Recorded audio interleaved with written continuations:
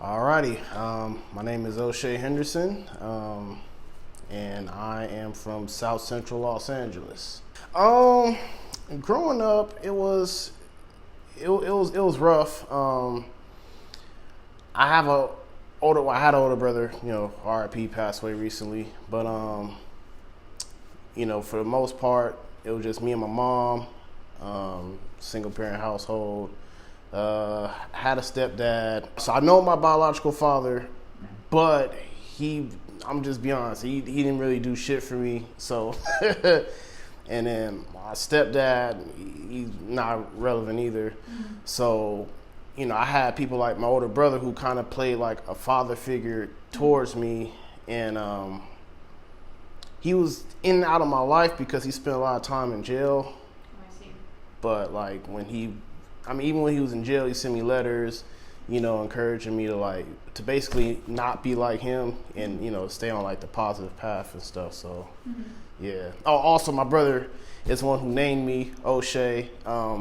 Ice Cube was his favorite rapper, and Ice Cube's real name is Oshay Jackson. My mom raised me, so I'm just being honest. My mom had a drug problem.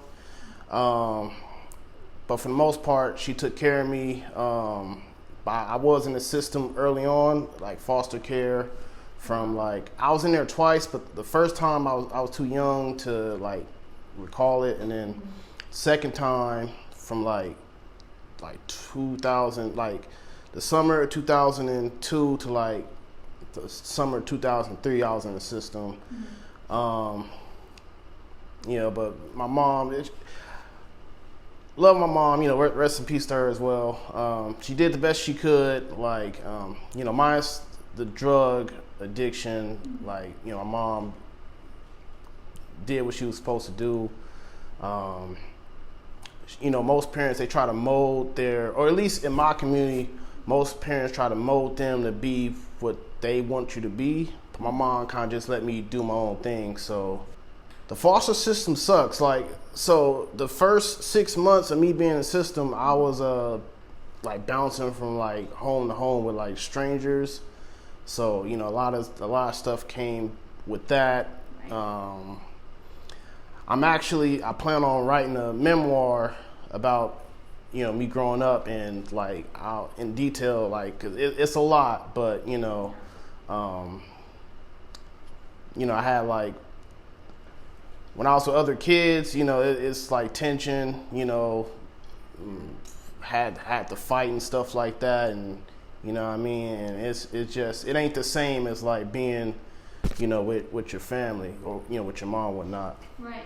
And then the second half, I was with my uncle, and my uncle Donald. He's another dude that played a father figure role in my life.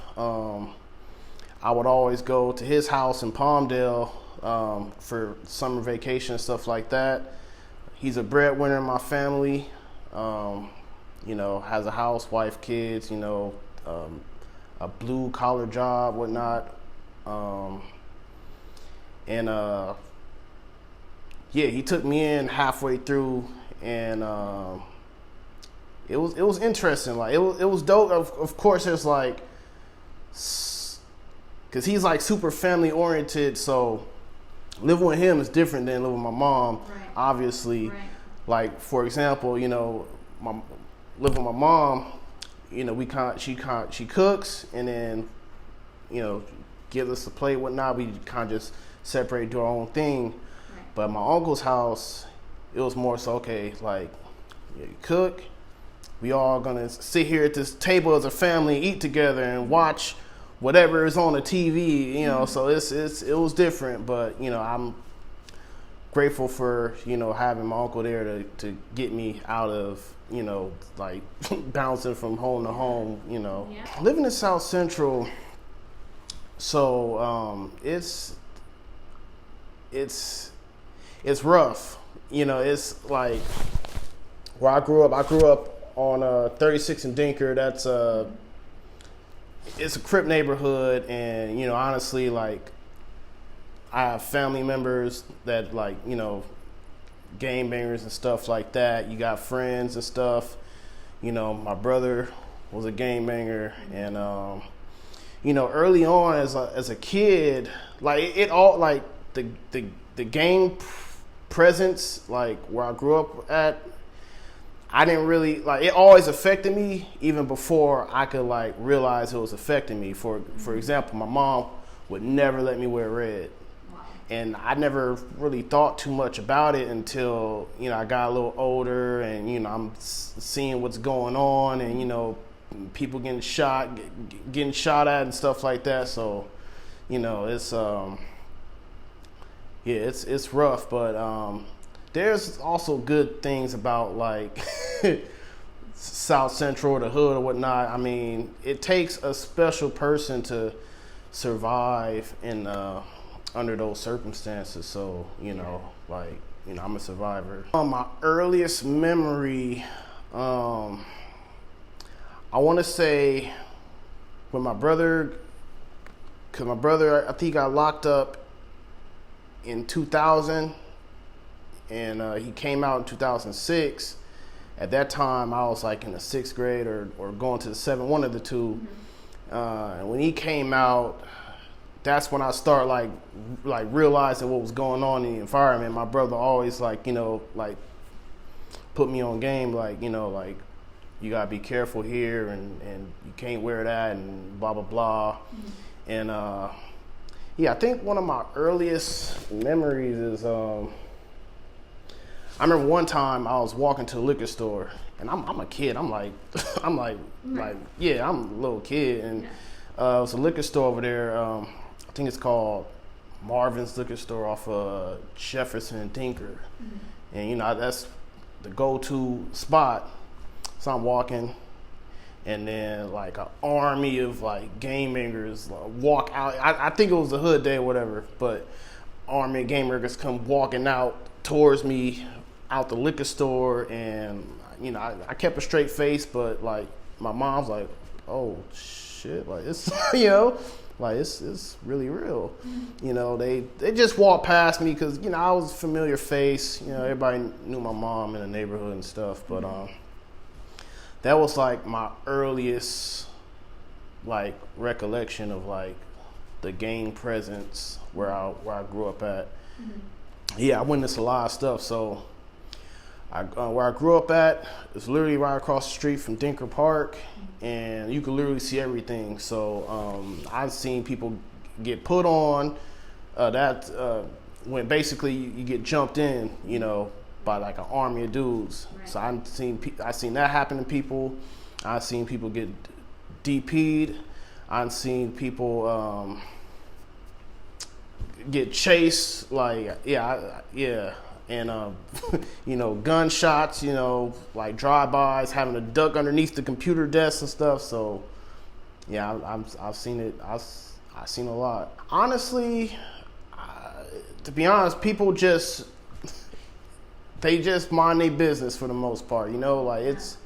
That's unfortunate. That's just what goes down. And like even if someone were to call the police. I'm not too fond of that myself, but if someone were to do that, it's never the solution. My mom, she like, as far as like for me being, from birth to me moving out when I was 19, she stayed there. Even, recently my mom passed on my grandma's birthday, actually, last year, which I think September 22nd. She passed away in that same house, that same apartment complex. So, I was there like the majority of my life. I don't think I can remember the exact age, but probably like, okay, so I was in the system for that year. I got back like the middle of 2003. And everything was cool. My mom was off drugs and, like normal life, whatnot. And then a few years later, she ended up getting back on them. And it was at that point, it was like, okay, one day, I'm gonna have to get up out of here. So I always wanted to, like branch off and do my own thing. So. hard to see that with your mom? Yeah, the drug abuse, it sucked because it's like my mom turned to a completely different person. So, yeah, for that, my grandma, rest in peace to her as well. Yeah. She played a important role in mine's and my mom's life. They were practically best friends. Like we were every other day we would go shopping around the city. I don't know where we got the money from. We were poor, but they found a way. But my grandma, she ended up passing of cancer in December 2007, and then after that, basically my mom never fully recovered from losing her mom. So that's where the drug usage, it got real bad. Yeah. Him coming out. Also, the thing with my brother, we both grew up under the same environment, but he was a person that I'm just telling like it is. He kind of had a lot of things handed to him, as opposed to me. I had to work for everything I had. No shade. I'm just telling how it is. And so when he got out, he was staying at my grandma's house. Doing his things, staying out of trouble. Since he got out, I think he only went back one time and he got right out. So yeah, my brother, he lived a crazy life. When he got out, he wasn't he was a hustler. And back then, bootleg DVDs were still a thing. Oh, yeah. So he was getting his increments doing that. And just kind of living that typical hood dude lifestyle, jewelry and nice clothes and stuff like that. Look out for his kids and stuff like that, And the thing is, we were always close. He would always tell me, he wasn't a person that I could say led by example. But he was always don't do what I'm doing. Right. Do what you're doing. You know what I mean? Mm-hmm. So, when he got out, he basically kept hustling and just kind of just going with the flow. It's the best way to explain it. He wasn't in and out of jail, at least after he got out. Before my brother, he's spent half his life in and out of juvenile hall and prison and all that other stuff. Mm-hmm. But when he got out in 2006, he was just staying out the way for the most part. Yeah. I didn't have guidance. I pretty much just took on the task on my own. Mm-hmm. So originally coming out of high school in 2012, that's when I graduated. Mm-hmm. My plan was to go to this school in Canada and basically play football and be a student athlete and live my life out there. Right. In retrospect, it's kind of crazy. Yeah. But at that time, high school was the worst 4 years of my life. And I was just so fed up with my peers, my situation at home, family, I had some beef with certain family members and whatnot, and I just wanted to be gone and not be seen by nobody. Right. So I was 17 when I graduated. I needed a passport. Nobody would sign off, so I had to wait a whole nother year. So 2013, went to the football camp, went to the spring camp. Didn't make the team, obviously. And I came back, and it was just okay, that didn't work. I have to do something. Yeah. So my only other option was I just gotta stay out here, move and do my own thing. Mm-hmm. And it was tough because at that time, all I had was I had a job, but I was literally working. It was at Jesse Owens Park, which is one of the most dangerous parks in South Central. If you're not a familiar face, you don't want to be over there. hanging out. What would you do at the park? I don't know the exact job title, but they had me picking up the golf balls. I was picking up the golf balls with a little push machine, and I was cleaning them. Cause they have a golf course over there. Okay. And I was doing that.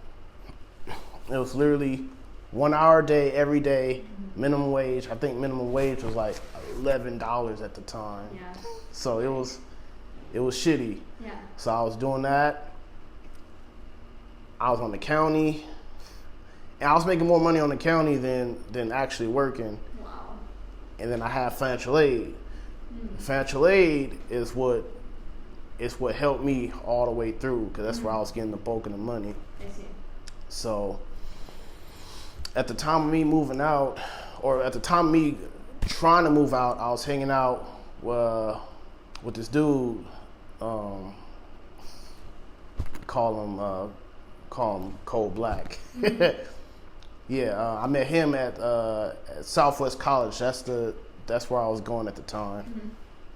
We would hang out, have game nights. He had his own spot in Inglewood, studio, whatever.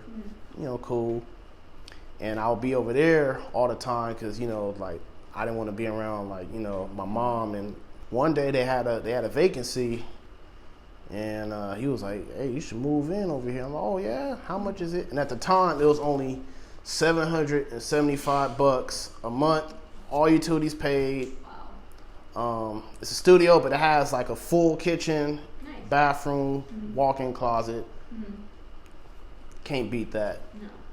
No. And before that, I was looking for apartments before that, but my mom messed up my credit. So, I didn't have money like that anyway, but I also had bad credit on top of that. Yeah. Yeah. Right. So yeah, that was like my only option. So I took all the money I had at the time and went to the leasing office. Originally, they turned me down because not the landlord, but the landlord's assistant, he was like some racist white dude, and basically he was all in my business. "Oh, how are you gonna pay for this?" and blah blah blah, and "Oh, you can't use financial aid to pay rent." And it's kind of like I don't see why not. Yeah. Like it's there for like basically to cover that kind of stuff. What I mean? It's not like I'm buying gold chains and shit. I'm So trying it's to like find a place to live. exactly. But the actual landlord, she ended up telling me like, "Don't listen to him. You good? Just give us the money." And boom, I moved in, and for the most part, I've been living there ever since. I left for 1 year in 2016 for that whole year. Then I came back. Wow.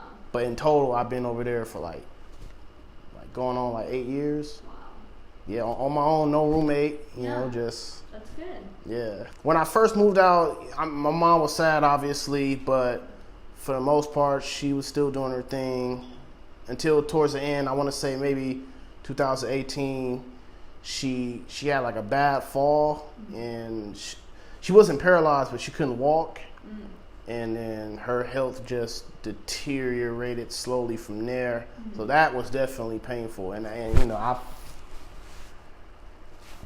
people tell me all the time, like there was nothing you can do, and it ain't your fault. But it did suck, like witnessing that. 'Cause I ain't gonna lie. When I first moved out, I was like, I don't want to talk to nobody. Like but like how long can you avoid your mom? So I kept in contact, and I was with her. Obviously, I wasn't living with her, but like I would. Yeah, contact. Yeah, and spend money on like she needs like whatever to help her. I would do that. I did that to the end. So yeah, it was definitely painful, and I wish things could have went down a different way, but it went down the way that it unfortunately that was how it was going to play out. Right. Sadly, but I would say for anybody who's currently going through what I went through, just know there's light at the end of the tunnel. Like, I mean, I'm not saying I'm living a perfect life or anything like that right now, but you know, I'm not dead. I'm not in jail. I'm still taking care of myself, doing my thing as a creative, you know, yeah, like it gets better. You just have to. It's all about willpower, because honestly, I've had those thoughts, like, you know, I've almost, you know, joined the gang, you know what I'm saying? Like, it's like, you know, you just gotta have willpower. Mm-hmm. You know, you just gotta want better for yourself. Mm-hmm. And it's hard, but, you know, it's, yeah, like, how much do you want it? You know, for me, what helped me get to where I'm at is, you know, most of my life people told me I would never amount to anything, you know, because of, you know, where I came from. And it's like fuck you. You know what I mean? Like, you know, so that's like, that's what keeps me going in like a positive path. So my brother, he gets out of jail, right? And that's when I start like really realizing, oh, like this is this, you know, gang violence and, you know, whatnot. Mm-hmm. I had a cousin, my cousin Deontay, rest in peace to him. Mm-hmm. He wasn't in the gang, but he was hanging around them, and, you know, and one day he just at the wrong place at the wrong time, walking to school, gets shot and killed in a drive-by. So that was like when I realized, oh, like wow, like, you know, because a lot of people don't really understand that type of stuff until it happens to you or somebody that you know or love.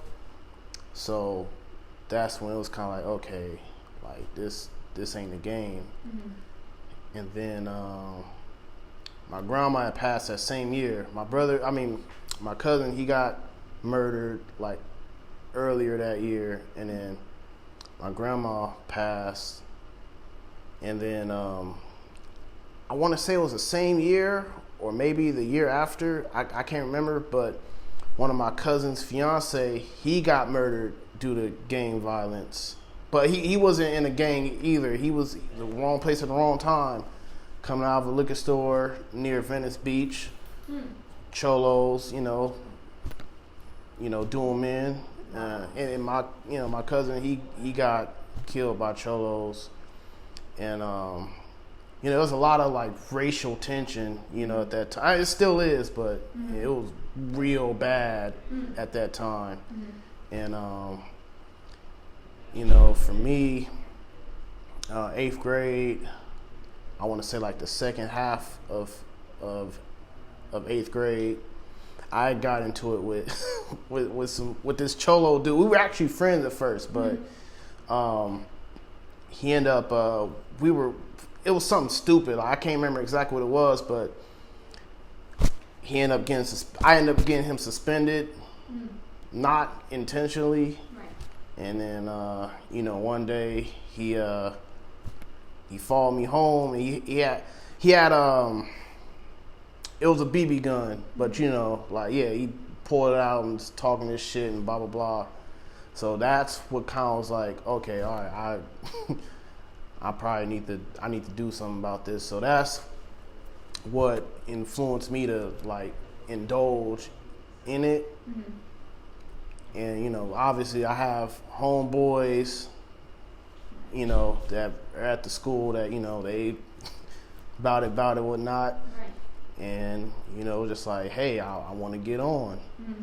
And the funny thing with me is, you know, the school, Oshay Learning Center, is K through 12. I only went there from 6th to 8th grade. Mm-hmm.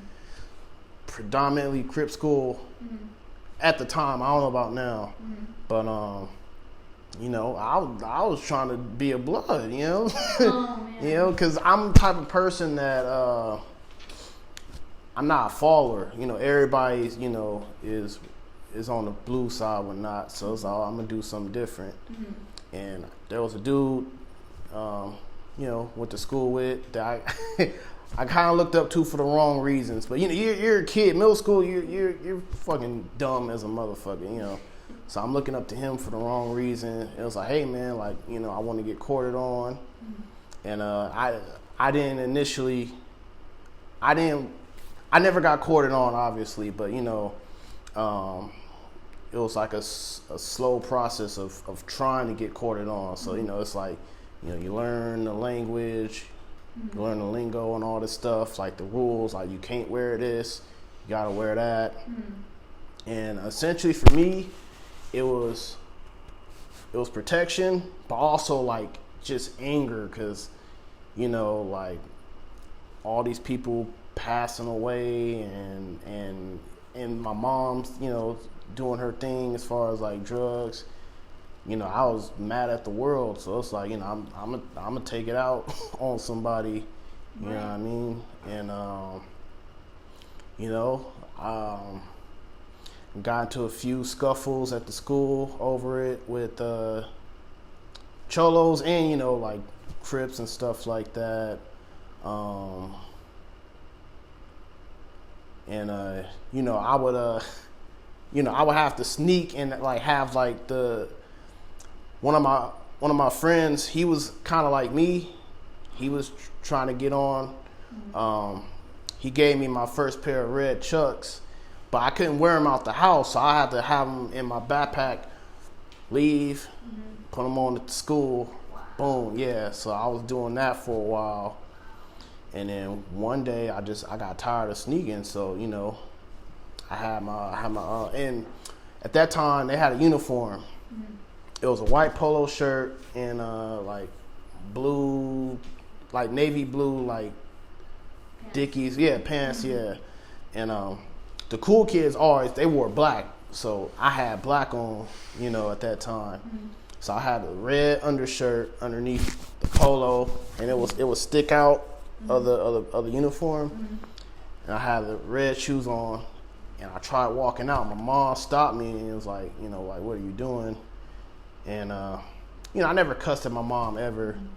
It's kind of like, you know, I'm like, man, you don't get out the way. Yeah. So my mom literally, like, you know, it's like not letting me get past the door, and it gets to a point where like she's like grabbing and like crying like you know, like a movie, you know, like crying like her heart out, like, you know, like, please don't go out there, you know, with this on.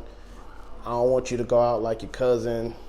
And, you know, I end up taking off my stuff, putting on my regular clothes, going to school. And that same day, it's funny because the dude I told you I looked up to, a bunch of game bangers, a bunch of rival gang members. They came up to the school, like they was like in the front, and he had to wait in like the office for like his parents to get him, and you know that like I usually go out the front, so you know they were up there to get us, so I had to like sneak out, like hop the gate in the back. Yeah, and then you know, my brother, shout out to him. He's a Crip, but he's like, you know, he's concerned more so about my safety rather than, you know, like what color it is, like, you know, and my mom, I used to hate this, but whenever I would do something bad, she would tell everybody. It's like, come on, you gotta tell everybody. So she told my brother, and my brother gave me a speech, basically saying, hey, like, I know what you're doing. I'm about to come over there. If I see these shoes, I'm gonna beat you. I love you, but if I see these shoes, I'm gonna beat your ass. So I ended up throwing away the red Chucks. He didn't even come that day. I was mad as a motherfucker. Like, damn, I threw those away. I'm never gonna get another pair of those again. Like, you know, well, at least at that time frame. But yeah, that's how you feel as a kid. Yeah. Like, you know, you always mentioned the red, that she didn't want you to wear red. Was she okay with you wearing blue? She was, but not like too much blue. And that's the thing about growing up in the hood. Like, whatever like area you at, like it's like, you know, there's certain things it's always gonna be with you. Like, even to this day, red is my favorite color. But part of it is, you know, like I was never able to wear red as a kid. So like now that I'm an adult, I'm a grown man, you know, I kind of wear, you know, whatever I want to a certain extent, you know. Respectfully, you know, I operate throughout the city with respect. You know, gang, not like, this probably sound crazy. Not all gang bangers are bad. It's just like, you know, like a mentality behind like, you know, certain game bangers, which, you know, it's like a systematic thing. You know, the system was designed for things to be this way. So, you know, yeah, that's exactly what it is. You know, in retrospect, I mean, yeah, like I thank my mom for doing. I mean, at the time, you know, I was like, what the man? Like, if you don't, like, you know, like keep your fucking mouth shut, you know. But, you know, retrospect, like, yeah, like I wouldn't be here, you know, if my mom didn't make those calls, Right. you know. So, you know, I know I mentioned a lot of like the drug abuse and stuff, but overall, I couldn't ask for a better mother, like, you know, because like I said, like, I mean, yeah, minus that, like, she, you know, she let me be me. You know, I'm the first motherfucker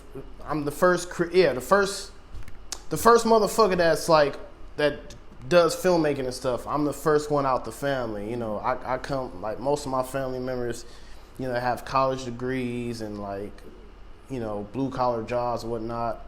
Not most, like some of them. And, you know, it's kind of hard to get support for that when, you know, it's kind of like, you know the stigma, like. For sure. So, you know, I thank my mom for that. That's rad. Yeah.